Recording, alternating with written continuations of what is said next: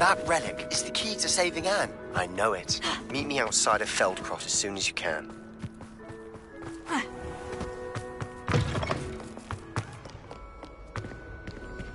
Revelio.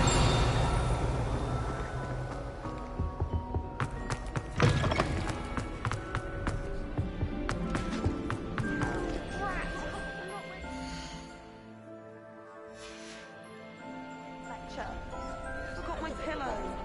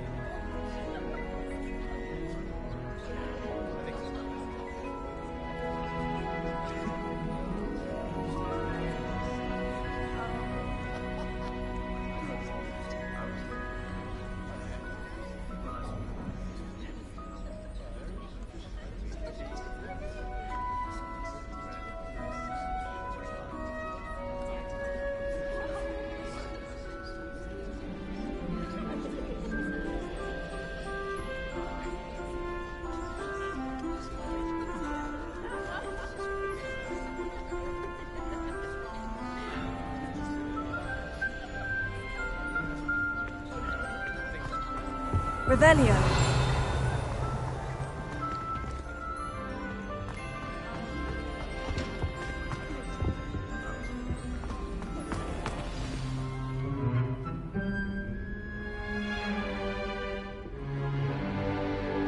In today's lesson, we will cover a truly thrilling event. The Goblin Rebellion of 1752 and all its triumphant tragedy. But more specifically, we will address the devastating effect it had on the wizard milling industry. Throughout the many goblin battles, countless wizard cloaks were lost. Actually, we do know the number. 632. But history occurs outside the classroom. And look, it's time for my constitutional. One can practically osmose the history flowing through Hogwarts. I think the professor wants us to follow him. And now for a stroll to the bell tower entrance hall. Along with the rest of the castle, it was completed in the late early Middle Ages.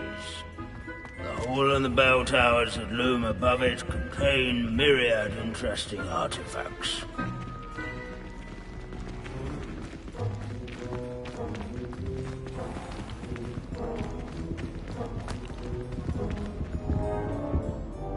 Good to see you again. Recovered from that nasty bout of dragon pox, have we? That wasn't me, Professor. I'm new here. Are you? Well then, welcome. No doubt you're eagerly anticipating my analysis of various wizarding councils, codes, statutes, and of course, goblin rebellions. Not all goblins are rebellious. Some venture into wizarding politics, such as Eargit the Ugly. Some are talented artisans, such as Bragbor the Boastful. Did you say Bragbor? I think I know that name. Well known for his metalwork. I would imagine much of his goblin-wrought iron and silver has survived to this very day. Oh, of course. Lodgok said he was an ancestor of Ranrock. Where were we? Oh yes. Back to our class topic for today. Grimbold Weft. Another notable historical figure. He's right nearby. Curious students can find him on display here in the Bell Tower entrance hall. And can all students introduce themselves to this hero of Hogwarts. Grimbold Weft was responsible for some of the most important work done in the Goblin Rebellion of 1752, such as sewing buttons on witches' and wizards' coats. Without his quick hand and deft needlework, countless witches and wizards may have caught cold during the late spring of that year. He never strays from the Bell Tower entrance hall.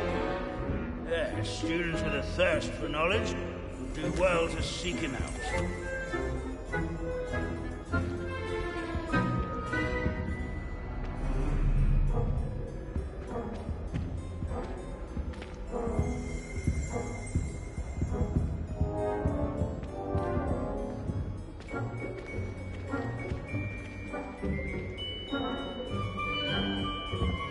Revelio.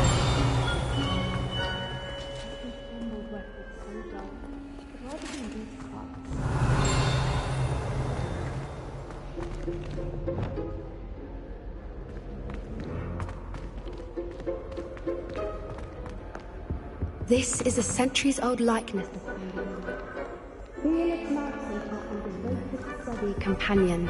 People have always loved their pets. I find that comforting. Revelio.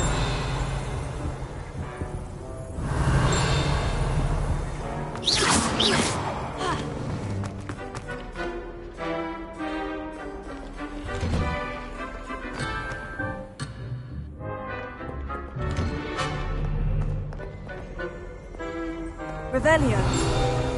This Grimbold Weft sounds like a... Oh yes, I see you found Grimbold Weft. Yes, I rather enjoyed seeking him out. The thrill of the scholarly pursuit. I know the feeling quite well. Now, let's turn our attention to the agreeability and general good nature of Sir Athbuttle. He's also nearby. See what you can learn from him for your next assignment.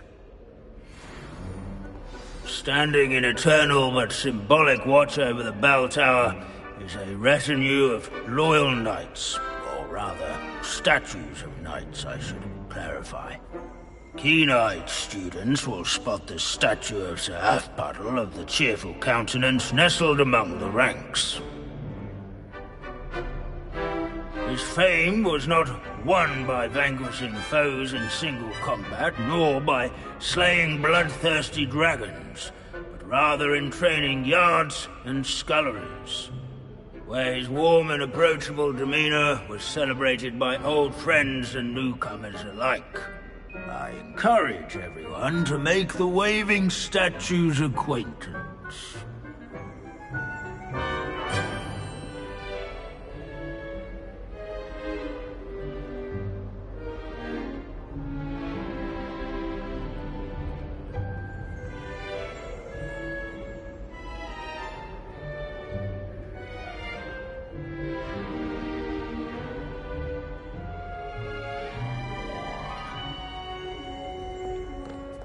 Hogwarts is impervious Revelio. to the inexorable march of time. These bits of broom are all that's left of a witch called Celine Wartnobby.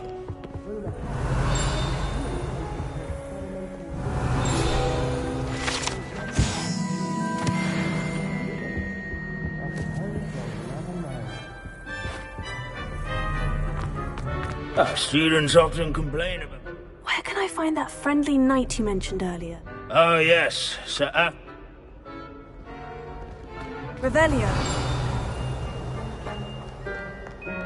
Sir Skaggletop the Heedless once challenged a mountain troll to a game of musical chairs. all the centuries that Hogwarts has existed. Not once has it collapsed.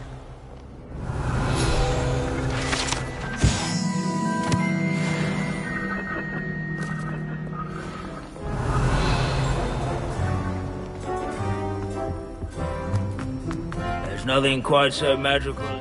Professor Binns, I found the staff. Ah, well, so beloved. Of course, that did not... Pity goblins and wizards. True. The wise...